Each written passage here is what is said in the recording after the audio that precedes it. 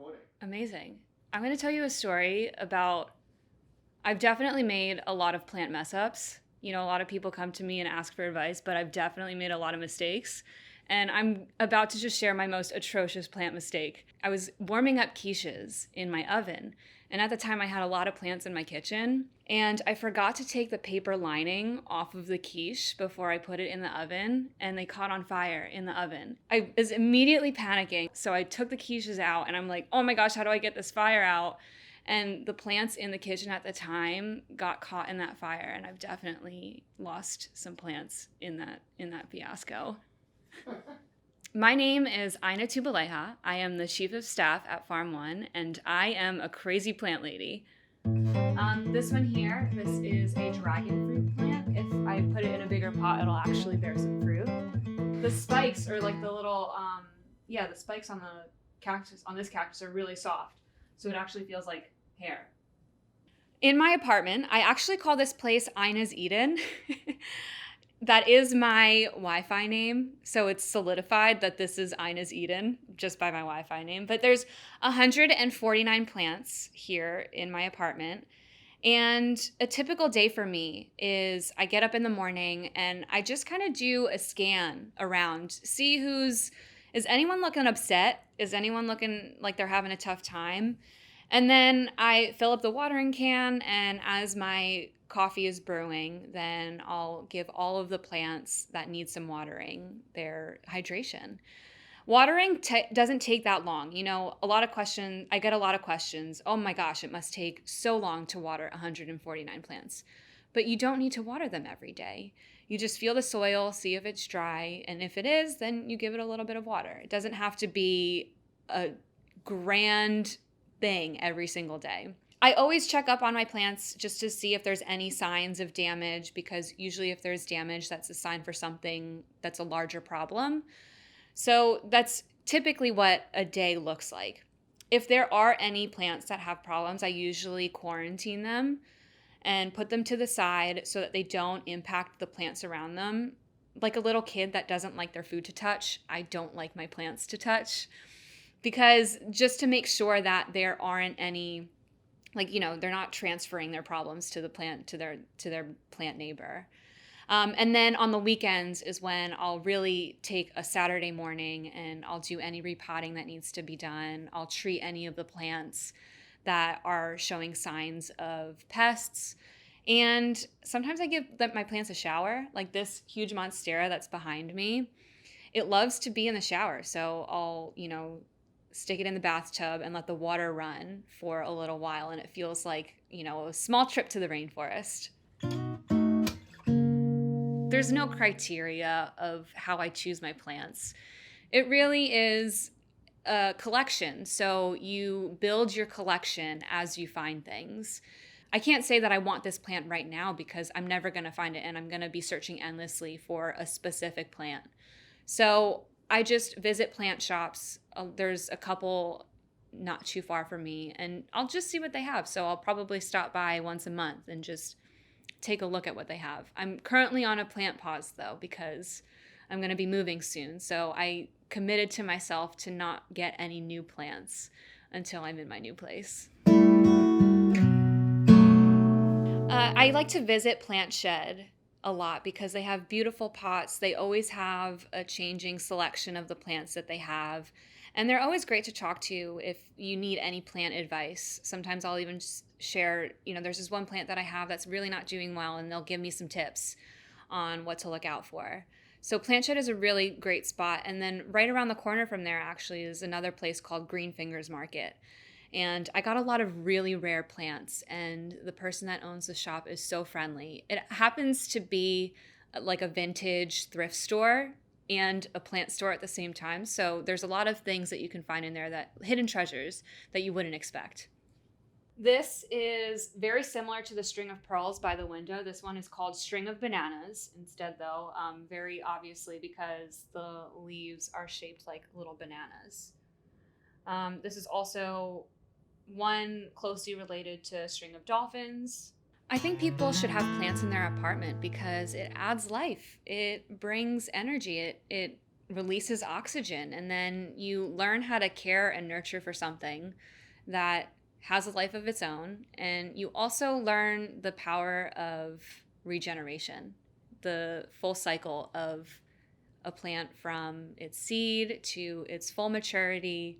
And eventually the plant dies, and also dealing with the cycle of life and learning that and feeling comfortable with the cycle of life is really important. So I think that having plants in your apartment teaches you so many things about life and about us as living things. Okay, yeah, this is plant rehab here. So these are all the plants that don't do well and that I have to pay really close attention to. This is eucalyptus. The leaves started getting really soft and droopy, so it was letting me know that it wasn't ready for the direct sunlight. So I'm giving it a little bit of help with this grow light. This is a calathea, or Mr. Crispy. The edges of the leaves get so crispy when it's stressed. So this one had spider mites, and I had to spray it down with some neem oil. But there is some new growth here, so it's working, but definitely not yet its time of year. This here is actually chamomile. I grew this from seed. I planted it, I made a poor choice and planted the seeds right as winter was starting. Having plants in a small apartment can definitely be challenging. Like, this apartment always has dirt and soil on the ground, and I feel like I'm constantly sweeping. So it's definitely challenging in that sense. And during the pandemic, I'm sure that there's other crazy plant people out there that have done this too, but it got way too much. Like, I think I hit close to 180, 190 plants in here, and it was out of control, completely ridiculous. And I had no business having 180, 190 plants. So I had to definitely downsize that. So I gave a few away to my friends, but it is challenging to have plants in an apartment, and then always trying to figure out the best arrangement for them. I feel like it's Tetris all the time in here. Even though I'm indoors, I still feel the seasons in this apartment, and especially the changing of sunlight. So what my apartment looks like and the layout in the wintertime is completely different from July because of the way that the sun hits in my apartment. In my apartment, I have these windows all on one side of my apartment, and they faced a little bit northwest. And during the summertime, it gets completely direct sunlight, especially during sunset. So I get to enjoy beautiful sunsets, but I have to be really mindful about the direct sun. So some plants, they like that bright direct sunlight, and so they're thriving right close to the window. And then others that like a little bit more shade, I'll put them a little bit further away from the windows. And based off of that cycle, I'll move the plants either closer to the window or further away from the window. I like to propagate a lot of plants. So this is a great way for me to share the plants that I have, especially when they get too big for the spots that they are home to. I'll just cut off a couple of leaves and put them in jars of water, and they'll start growing roots. And then I'll plant those in soil and then give them to friends. This one here is one of the plants that it's gotten really tall. I just cut it, but it fell over because it was too big. So that was definitely a sign that I needed to cut it back. But yeah, this one probably about this big when I first got it 3 years ago, and it's always amazing me. Yeah, pests definitely impact my plants as well.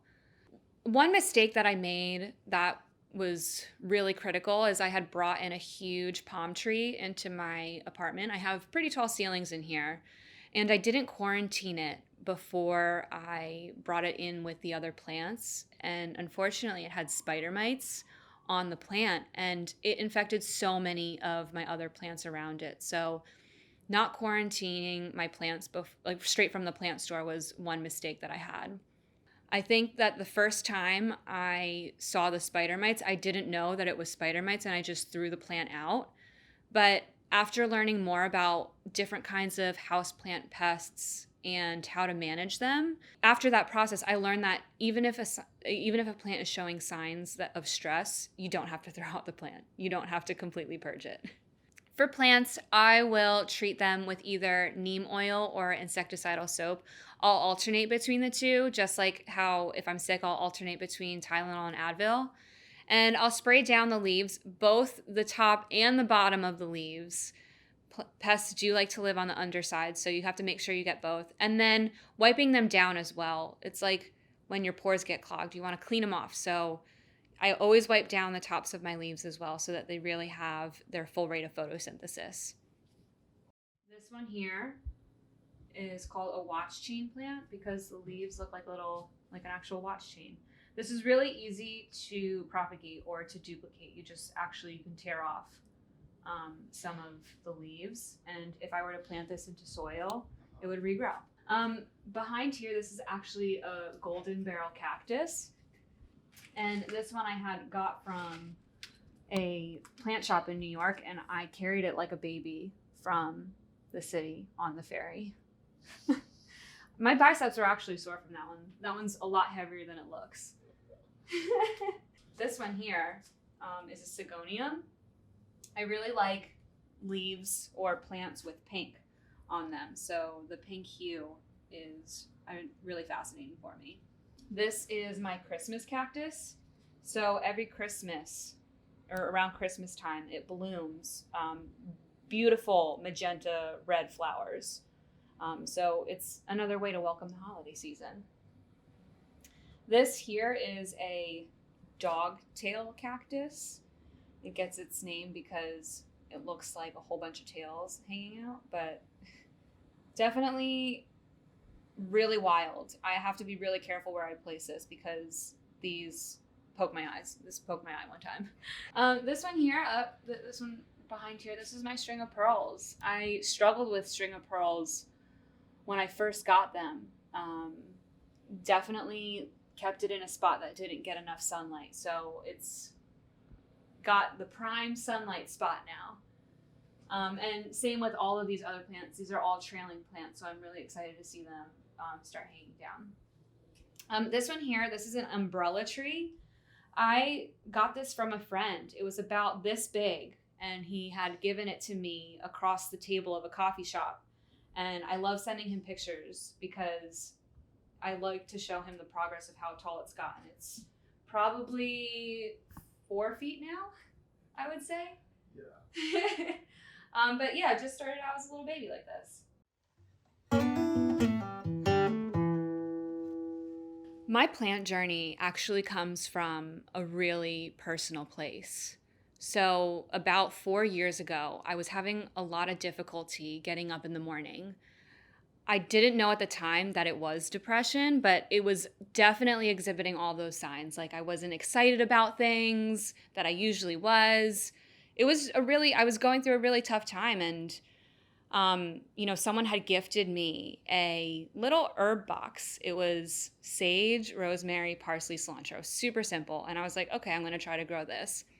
And it was the first time in a while that I was excited to get up out of bed and check on my plants.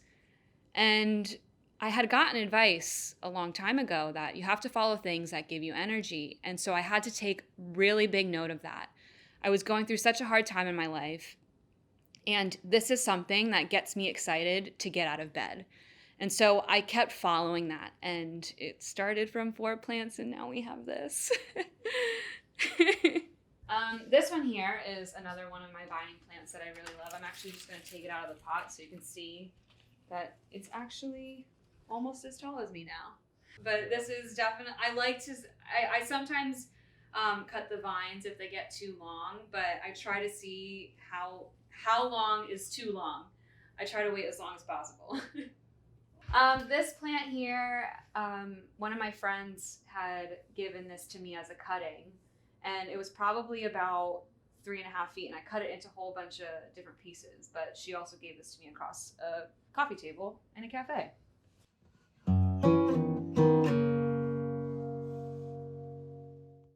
Growing up was a lot of fun. I have so many memories of my childhood traveling a lot with my family.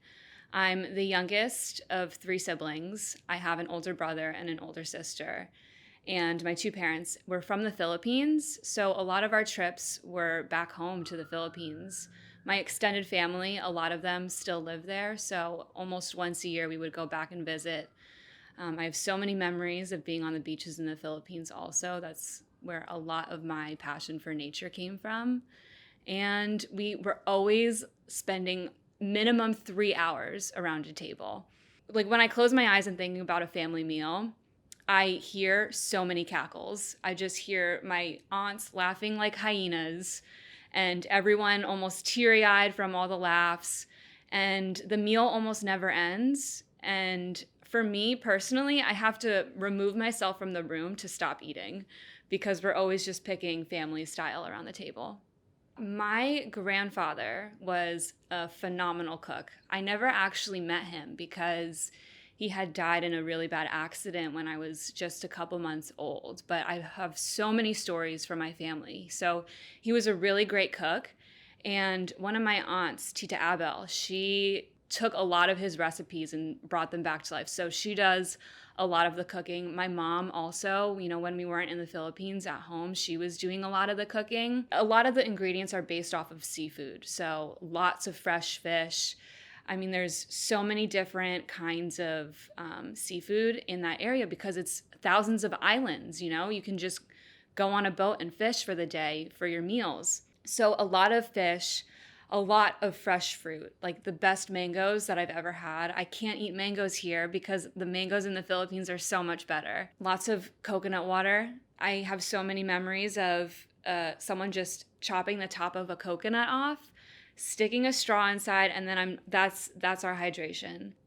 Ingredients from nature, from the ocean, from the land, a lot of pork-based meals. Ask any Filipino, a family reunion has a lechon, which is a full cooked pig. So those are usually at family reunions, and a lot of fresh fruit. Those are the big things that are coming to mind. This is the rubber plant that hasn't grown in over a year. This is the one that I sing to, and spend a lot of time in the mornings with it just to see if everything is okay. I'm always concerned if the no growth is a sign of something larger, but I've tried everything. So we just gotta stay hoping and singing. La, la, la. Not that, I don't sing like that. This one is really special. This is a whale fin plant. I got this at Green Fingers Market, and the shop owner warned me when I was picking it out, like, that one's really expensive. It's really rare. And I'm like, I know, I've been looking for it for so long. And that's when he said, that's how you know it's supposed to be for you. So this one is really special for me. There was one family vacation that we had taken back to the Philippines. And I remember just wanting to swim in the ocean and never leave. I didn't want to get out of the water. And that was just like the feeling. There's this sense of when I'm in the ocean, I feel an energy that's stronger than me, that's bigger than me. The ocean kind of carries you through each wave. And there's that magic of nature in the ocean. You really feel it as you're floating. That was my first memory of being excited about being in nature. We would spend our family vacations going out camping. I remember my birthday party in 5th grade was a camping trip, and learning how to build a fire. That's my favorite thing to do when I go camping now, but all of these come back to my family and what we did growing up and how we bonded together. It was, let's remove everything that we think about on our day-to-days and let's just be with each other in this environment. These two are really nice. I like these two because they also have pink foliage. I never would have thought that plants could produce such a beautiful color, but definitely proven wrong with these two. I did a little experiment with this one last summer. I left one underneath a grow light and I left one in direct sunlight. Oh. And the one in direct sunlight grew so dark. The pink spots on it were insanely dark. Yeah. So it was just nice to see how sunlight affects the color of the plants. Yes, I'm a plant lady now, but I was a ballet dancer for 15 years. And Me, as my personality, I'm like the same time a perfectionist as someone that hates myself. And being a ballet dancer is the perfect outlet for that. Because you have to be so much of a perfectionist that you want to achieve something more and more. And you have to have enough confidence to be able to be vulnerable in front of a whole audience. So you have to have enough confidence for that. But you also have to hate yourself enough to scrutinize every single thing about yourself and the way that you move to want to improve that as well. So there's this tension between I'm really confident in myself and I really hate myself. And there's a path forward, and that's dancing, and using your body as an instrument. I still continue to dance ballet. I've definitely turned my kitchen into a ballet studio during the pandemic. And I'm really hoping to return to ballet classes, when it's safe to do so in person again. Choosing not to dance ballet professionally was a really hard decision. And for my family, economic success was really important. My mom and dad, they were immigrants. My mom even came here without my sister and my dad at first. Having economic success was really important. So when there was the time, I was 17 years old, and it was the decision, are you going to go to college or are you going to dance ballet professionally? And after talking through it with my family, I chose to go to college instead so that I could get a stable career. And it was definitely heartbreaking. You're 17 years old and you don't know how to express the feeling of grief that I don't know that I'm going to enjoy anything in my life from now on as much as I enjoy dancing ballet. And how to process that was so challenging. But of course, I found other joys like the plants all around me. But that was definitely a challenging time. And not being able to express that through words or the ideas or the feelings that you're going through was really challenging.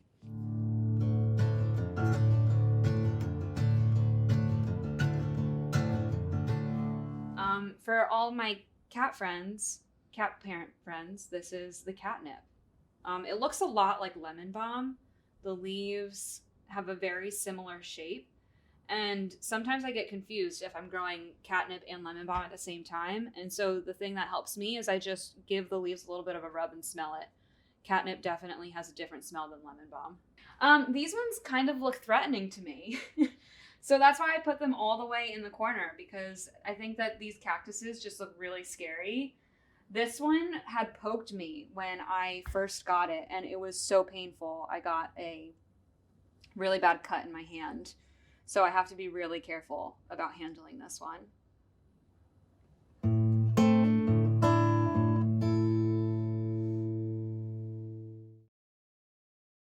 I think the first time I felt that I was making a decision where to take my life was when I was maybe a junior in college, in university. In my mind, it was from childhood, like, you're going to be a doctor. That was the path written out for me. I was ingrained so early, like starting 7th grade, I was doing, I was shadowing doctors starting at 13 years old. And I was shadowing doctors throughout college as well. And I really did not enjoy it. And the decision to not go to medical school was the first time I really felt that power. Like, I can change the path of my life forward. And that was the first time I used that decision-making power, because I didn't want to be stuck in something that I didn't enjoy. I didn't want to feel like I had to do something just to make sure that I was economically successful, and because that's the only thing that was laid out for me in my childhood and that would make my parents happy.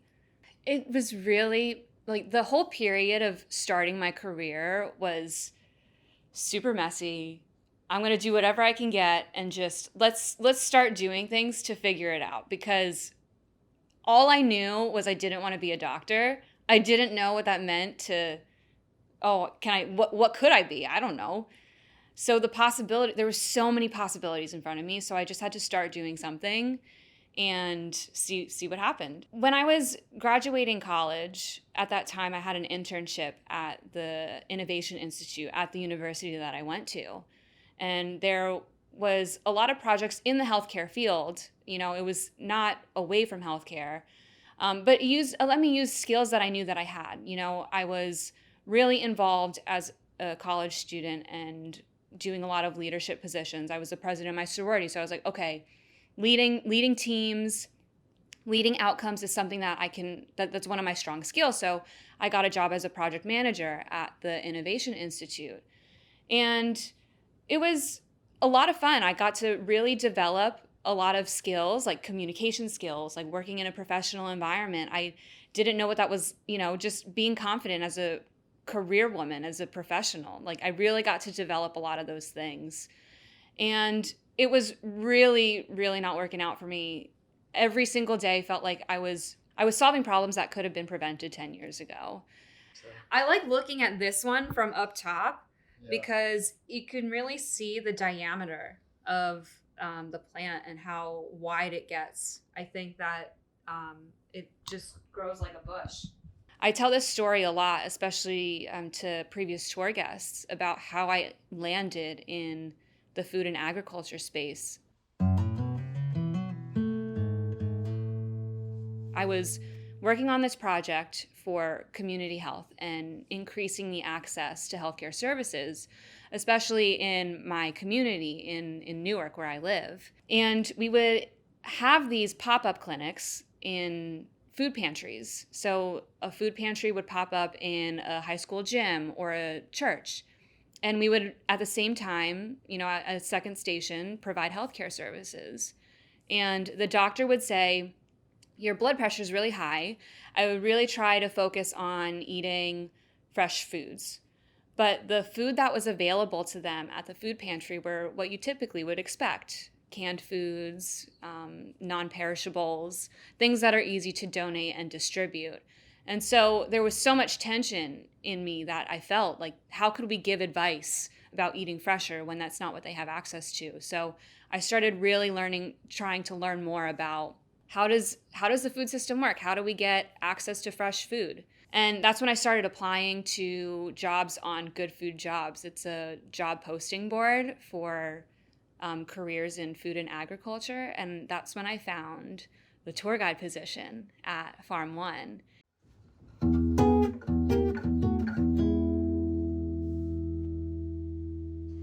And I thought it was the perfect way for me to introduce myself to the food and agriculture space. It was a part-time job, so I was going to do it in addition to my full-time job at the time. And it was a way for me to learn and talk to other folks that are really passionate about food and fresh food. And being the tour guide was so much fun. I have so many memories of tour guests saying, oh my goodness, I'm never going to look at my plate the same again. Or I never knew that a plant could taste like this. Or they just lit up in their faces and you could see that they've smelled or tasted something for the first time.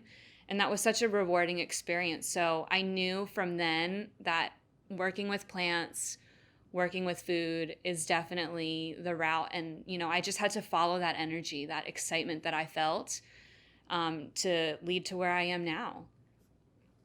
Planterina on YouTube did this one video about small plants that can get really big, and this one can grow up to 6 feet tall. So I'm really excited to see, this is one of those plants that I'm going to have forever, and I'm just really excited to see it grow and see how tall it can get. This looks kind of like bamboo, but it's definitely a cactus. It was growing towards this plant. And my partner, Mike, he says that I can never separate these two now because they've grown towards each other.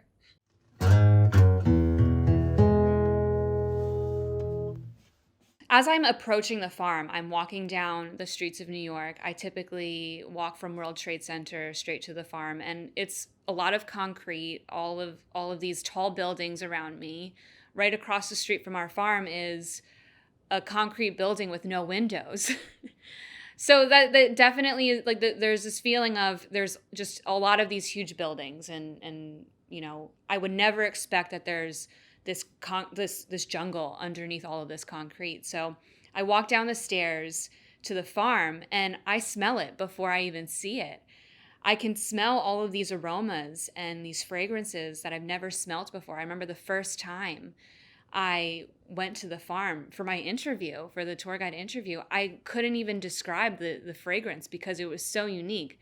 It was the first time in my life that I smelled something like that. It was like vanilla, bubblegum, basil, mint. I had learned later on that that was blue spice basil, and I was like, I need that in my home because like we need to make this into candles, because it was just so it was so uplifting, and to be around all of this life is so it just brings so much energy to me. It feels, it's so exciting. I really like cactuses that are furry. This one, the fur on the plant is just a way for it to hold on to water. So this is a mechanism that cactuses learned to keep moisture in the leaves. So I like seeing the texture on the leaves of this one. These are two of my smallest plants. This is a tiny terrarium that my friend had gifted me for Christmas 2 years ago, and I planted both of these from seed. So you can see how slow growing cactuses are. This is a 2-year-old cactus from seed. These ones I think are super fun. They look like little Shrek ears. This is one of my favorites too. This one is like a rock, but they're leaves. One of my favorite cactuses that I have. Definitely gonna do everything that I can to make sure that this stays alive for as long as possible. I started full-time at Farm.One during a really interesting time. It was actually March of last year, so right when the pandemic hit. I was really not used to how bored I was during the pandemic. I'm so used to maintaining such a high level of activity. I'm always going somewhere, doing something. My calendar, I like to have my calendar filled from 8 a.m. to 7 p.m. And I was really bored during the pandemic. And then the opportunity at Farm.One presented itself as a part-time project manager. I was like, oh my gosh, that's perfect. That's perfect for what I can do, at the time during the commitments that I had at the time. And it was really interesting to join a team during a pandemic. It was getting to know people and getting to know a new job while on the computer in a virtual space. It was difficult for me to get into a rhythm, but it was such a collaborative environment. I felt like I was on the phone a lot with the rest of the team. Sometimes I would just sit and work with team members on the computer and just trying to learn as much as I could and dip my toes in as many projects as possible. And around July or August was when Rob had actually offered the chief of staff position to me, and I was ecstatic because this is exactly, it gave me a space to use all the skills that I love to, all the confidence that I had towards something that I was really excited about, which was growing a business that gets fresh food to more people. Growing up as a child, I have so many memories of my mom cleaning the floor with old t-shirts. The ones that we grew out of became kitchen rags, floor rags. And I remember feeling shame about that because it almost felt like our family couldn't afford paper towels and proper cleaning products. And so what I thought was shameful was actually really sustainable. Over the years, my family became more economically stable, and we transitioned away from those t-shirt rags, and we started buying paper towels and napkins and separate kinds of cleaning cloths for the floor that were all single use. And that was a signal that we've made it in our family, but it was damaging to the environment. And so now I've actually taken a couple steps back, and I've started using old t-shirts as kitchen towels again, as things to wipe the kitchen counter with, to clean up the floor. So it's interesting for me that sustainability was something that was already ingrained in me, and I didn't even know it because there was so much meaning and value attached to certain objects. I love that the Farm.One team challenges me to think about sustainability on a daily basis. We live our lives on this stream of consciousness. I'm going to go to the grocery store, I'm going to buy my groceries, but working at Farm.One has made me question all of the steps of creating a dish or creating a meal. And I love this opportunity to explore different ways of doing things now that don't deplete resources, that are faster than the rate that they regenerate. Around the end of August, early September of last year, we had a really painful moment where we had to let go of a lot of the staff, and it was really heartbreaking. You know, the team that I joined Farm.One for, the reason that I joined Farm.One was because of the team, because I loved working with all of the people, and it was so challenging for me to feel like we're going to be losing that, and we're going to be losing this energy that the rest of the team member brings me. And so it was a really tough moment, but what it did push the remaining team members was to try a lot of new things. And that's what I really appreciate about being at Farm.One, is that no matter how crazy the idea or no matter how weird I think it is, there's always a place to try it. And that idea mindset, that willingness to try new things is a lot of fun. And it's brought us great things. Now we have all of these members that are receiving weekly deliveries of the things that our team works so hard to grow. And it's so exciting to see the reactions of our members when I know that when they open the containers, they smell that same smell that I had when I first approached the farm.